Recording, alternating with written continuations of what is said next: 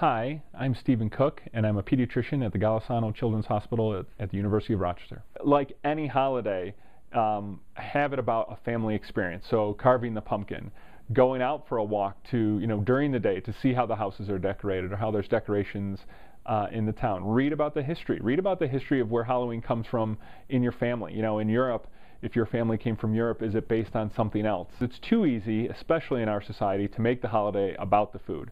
There's enough reasons for that to happen. There's enough commercials on TV. There's enough products being sold to do that. So it's harder, but it's really what you have to do is try to make it about the family, make it about the social connections, the time you're spending together, and it being quality time.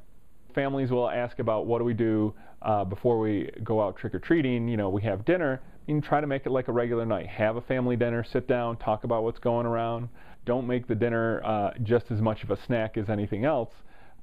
Because they're going to want to eat candy. This way, if they've had a decent dinner, they're not going to hopefully not want to pig out on candy when they come home. So the other part of this too is also not being rigid, and that's really difficult because that comes out of a parent's concern and nervousness and anxiety to make sure their child is eating right.